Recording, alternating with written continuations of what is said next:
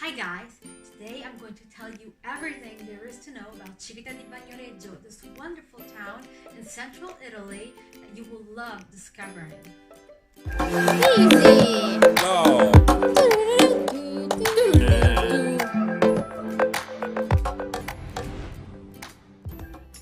Hello, so let's start off with some general information on Civita di Bagnoregio. The first thing I advise you is to be careful when you look it up because it is Civita di Bagnoregio. Look at how it's written. There are many towns that are named Civita in Italy with something else that's following. So just be careful and don't get confused.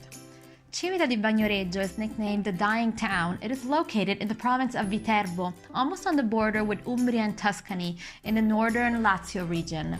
Lazio region is the region in which Rome is. The nickname Il Paese che muore, that means the dying town, will be visible on most of the road signs on the way, and you will understand why it is nicknamed this way soon. The ground on which it rests is extremely crumbly. It is made of tuff and clay that over the years is slowly eroding despite maintenance work ongoing since the Etruscan times. The situation just got worse in the Middle Ages due to deforestation for agriculture. This actually is a common problem in many parts of Italy. The trees that are cut down don't hold on to the soil with their roots anymore, and the soil crumbles, especially with bad weather or earthquakes that are frequent in these mountainous regions. I actually read that in the past it was possible to access from the valley from the various roads. You can understand, looking at how the town is made now, that that is impossible. Civita di Bagnoregio is located in the center of the Valle dei Calanchi. Its current architecture is medieval. What will amaze you, in addition to the number of tourists in this isolated place, is the silence. This is due to the absence of motor vehicles. The fraction counts about 10 inhabitants, who are the few to be authorized to use scooters or bike access, as well as the pedestrian access, of course, that we will be using. To reach it, you have to in fact cross a long, reinforced concrete bridge that leads from the nearest hill to the gateway of the historic center. Get ready, because the walk is actually quite long. It's longer than what it looks in videos, especially if the parking lots are full, and you will have to park a bit farther away. And what you can't see from the video is that it's actually quite steep. It's more steep than it looks. In fact, we were quite sweaty when we got there, although it was almost freezing. Also, if you're afraid of heights, be prepared because the bridge is a bit high from the ground.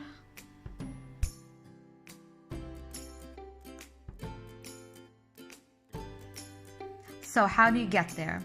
I would suggest you take a car to go to Civita di Bagnoregio. It is quite easy to get there. It is right near the main highway that crosses Italy, which is the A1. And if you're coming from Rome, it will take you about an hour and a half.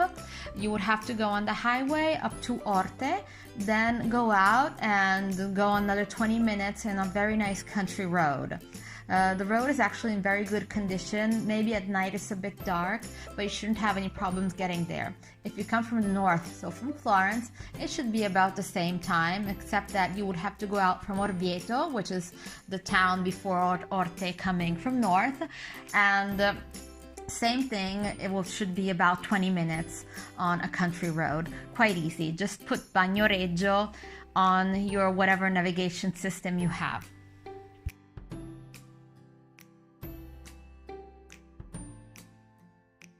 There is also a train station in Orte and surely one in Orvieto.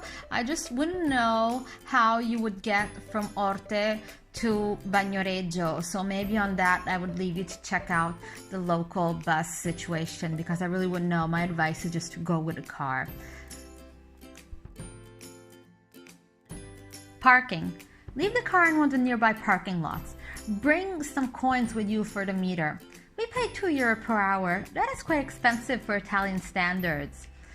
If you park far away, it should be €1 per hour, so you can save some money if you plan on staying the full day, parking farther away, but I wouldn't advise it unless you really want to stay the whole day. The parking meter requires inserting your license plate, so keep that in mind, and parking is charged every day of the week. consider it took us 2 hours to visit without stopping to eat or drink. So, before paying, think about how long you will want to stay, because it is a long way to get back and you of course don't want to risk a fine. So please leave more coins than less in the meter. If you plan on eating, you should consider, I would say, 2 hours more. The restaurants are always full and Italian meals are always long. Also, bring a bottle of water with you. It is quite a walk from the parking. Tickets. You must buy tickets to get in Civita di Bagnoregio, so consider this when you're going. The tickets cost €5 for everyone every day. I actually read that in the weekdays it costs €3, but this was not the case when we went at the beginning of 2019. Anyhow, I will leave the link to the video of the town of Bagnoregio, where you can find all the relevant information. Also, if children pay less. I think children under 1 meter did not pay, but I'm not sure on this, so check this out if you're interested on the website. I will link you in the comment section below. To buy the tickets, there is a ticket office before the bridge. Otherwise, I've seen one at the entrance of the village. Surely the ticket office before the bridge offered you the opportunity to buy the tickets with a credit card. And it also asked for the residence code for some reason, probably for marketing and statistics and understand where people were from. There are many Japanese people, actually. The time for visiting is from 8 to 20. For this also, please refer to the website.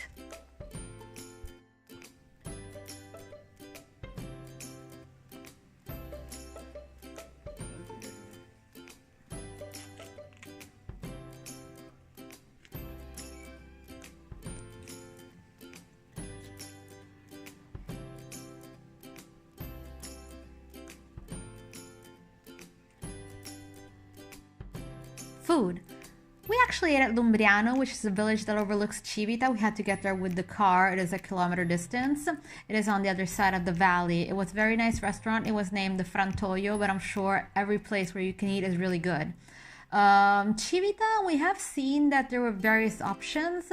The costs were a little bit above average, but considering the difficulty of transporting food and that you're eating in a very special place, I think it could be worth it. We just felt like there had been too many people and we didn't pay enough parking time, so we decided to go outside. Anyhow, all the restaurants have the menu displayed outside, so just let yourself be carried away by your intuition for the choice. And look around. If there are many people, you might consider either reserving as soon as you find the restaurant you like, if there are not tables available, as soon as possible. And if you have to choose what to eat, the kitchen in that region is typically Umbrian and of Lazio, of course, with the best dishes, in my opinion, being salumi and the cheese antipasti. For the pasta, usually it's homemade. They're very good with the wild boar, and also truffles and mushrooms are great. And for secondo, the red meat is to die for. If you drink, try the local red wine. I think it's great. On overnight, actually, we just went on a day trip. That's what I advise on doing. If you want to sleep there, there were a few places I saw, some bed and breakfasts. Of course, it's very nice.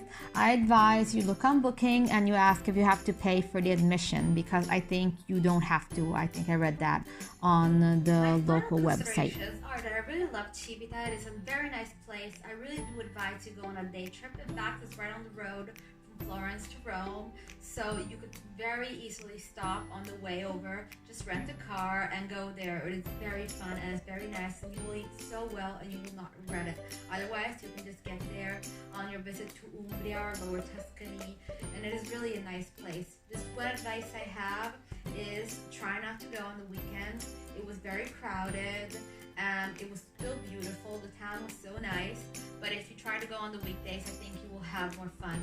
Also, the parking is far, so just wear very comfortable shoes. Don't think about how wonderful you will look, because you will be very tired. And in the summertime, if you go, bring water with you, because it is quite far away, as I said, and I keep stressing this, and the way to get to the town is actually pretty steep.